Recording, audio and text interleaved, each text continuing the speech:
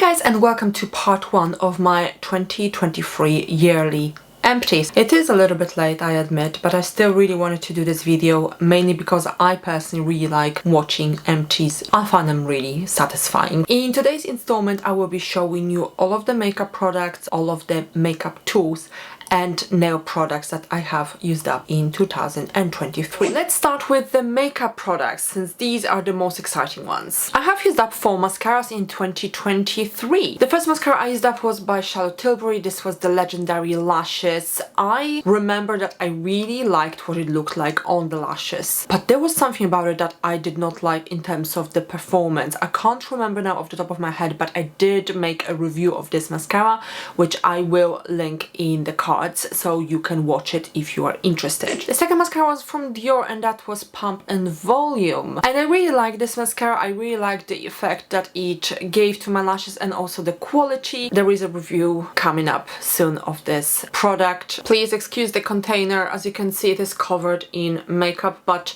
that's just in the nature of this tube. This is made of rubber, so stuff basically sticks to it. If that should bother you, then you know not to purchase it yourself. And I have 2 mascaras from Lancome. Lancome is the most famous mascara brand, and those mascaras have been around for a really long time, which I really appreciate, because it irritates me when brands just discontinue products after a year or 2. These have been around for a very long time. The first one is the Hypnose Drama, and let me tell you that I was really disappointed with this mascara. Drama to me says volume, lashes that stand out, dramatic lashes. That was absolutely not what I got. This was a very neither here nor there mascara, and I would most certainly not recommend buying it unless that's what you're after, of course. And the second one is the Doll Eyes, Hypnose Doll Eyes mascara. I was a little on the fence with this mascara because it actually gave a pretty interesting look, like a wide eye look, which is a little different from a natural looking mascara. So this was a natural looking mascara, but it actually opened up my eyes, and that's not something that I've really come across with other mascaras. So in that sense, it was definitely quite unique. It's not exactly the look I'm going for, but if you like natural makeup and yet not so natural that you can't actually tell that you have mascara on, then this might be what you're looking for. I've used up 1 powder, and this is by Makeup Forever. This is the HD High Definition Pressed Powder. I think this version has been discontinued. It's in this round case. This was a very strange milled powder. It did not have the same texture as normal face powders. It was very chunky. It reminded me a little bit of cottage cheese. The effect was nice. I would put it literally only around my eyes and on my forehead, so where I have fine lines, so that it would maybe blend them out. I didn't notice a huge amount of difference. Perhaps there was very subtle one. Would I recommend this?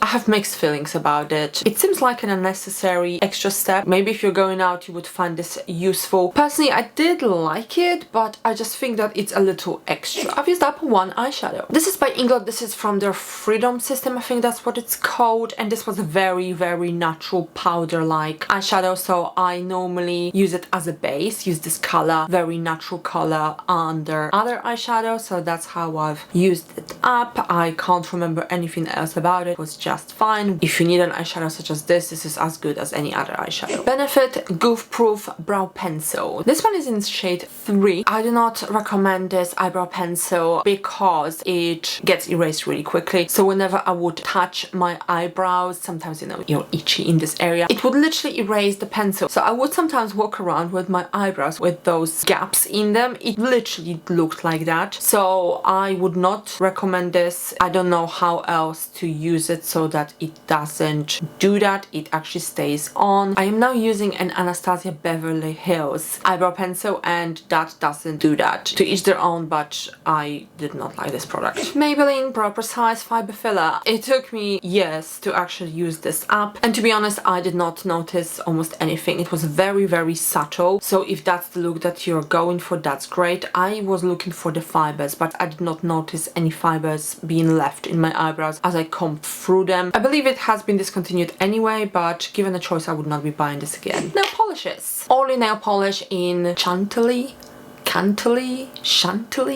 peach. Still don't know how to pronounce it. This was in my project pan. It was a lovely color, a really pretty light rose gold color, very good for an everyday use, or if you don't want to fuss about changing your nail polish very frequently, because you can actually get away even when the nails are actually chipped. I did like the color very much. I did not like the formula. It was too thin. This comes in a really big bottle. How many mils is this bottle? It's 18 mils, but honestly for a reason, because you do need an extra coat for the color to show. I love the color, so for the sake of the color I would recommend it, but I would not recommend this formula. Oldie but goodie, an OPI nail polish in a wee bit of red. This is one of my oldest nail polishes. This is over 10 years old. Nail polishes last a really long time. I did love the color, and I think the formula is really good. With OPI, from my experience, it seems to be a hit or miss. Their minis are formulated differently, like the ones that come in sets, but the old version, so as I said, 10 years old or older, they were really good quality. No complaints whatsoever. Would I recommend it? Yes, absolutely. This is a beautiful standard red, would actually go pretty well with my lipstick today. In general, I would say that I don't notice a huge difference between drugstore nail polishes and high-end, so if you're an OPI fan, then why not? But you can probably get something similar for a lot cheaper. I have one clear nail polish from Sally Hansen, Advanced Hard as Nails. This is a nail strengthener.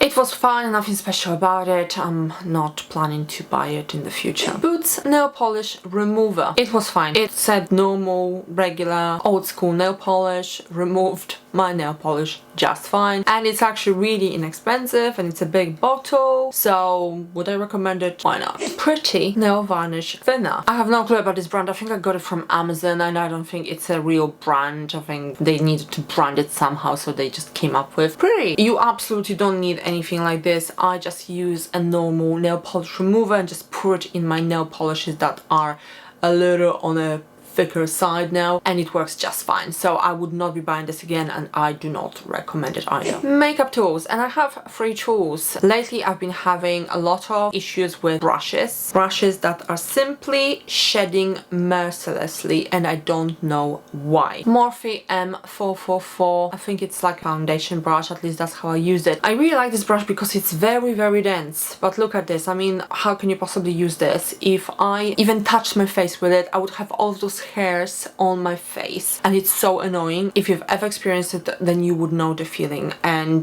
then trying to pick all of those little hairs off your face, it's a nightmare. It just irritates you because it's so tingly. So I don't know what's going on, but now I've noticed another one of my Morphe brushes shedding as well. I am not impressed. I might have to look into different brands in the future. I'm not even entirely sure that Morphe is still around, but definitely not recommending it. Oh, and by the way, if you look at this, look up closely, that's super glue. Why? Because after only a few uses, this part has detached from this part, so I had to glue them together. So imagine already 2 major issues with one brush. I'm annoyed that I have to throw it away because it wasn't cheap and it was quite unique, but I genuinely have no choice. Same issue with the Real Techniques brush. I don't know what this brush is called because the writing has rubbed off already. It just says expert, so expert something brush. Either way, I use it as a face brush. As you can see, it's quite small. I might have used it as a foundation brush because it looks like there's foundation on it. You might not be able to see it because it's not as apparent as with the Morphe, but the hairs are sticking. Oh yeah, I'm pulling them out literally now. Again, the same issue. I don't want those hairs all over my face. It irritated me beyond belief, and so unfortunately I have to get rid of this brush with a broken heart, because brushes should really last a long time, and in my case they are not. A beauty blender. This was my very first beauty blender, so it is probably at least 5 years old. If you are wondering why it looks like it's been mauled by the dogs, it's because there would be some dark spots on this blender, and I think it might have been mold. So I kept on cutting pieces off of it in the attempt to save this blender, but I mean, I have to give up. It is also really dirty. This is just foundation, but it won't wash off. And I have another beauty blender if I wanted one. In general, I actually use brushes mostly for my foundation anyway. So yes, we have to part ways, but at least I did get some use out of it, and it is quite aged, let's put it this way. Let me tell you the totals for this category. The makeup products that I've shown you are worth £187.99. Nail products £39.39. Makeup and makeup tools £42. Now I just want to make it clear that this is not how much I've paid for those products, because some of them have already been discontinued. I had to look up the price now,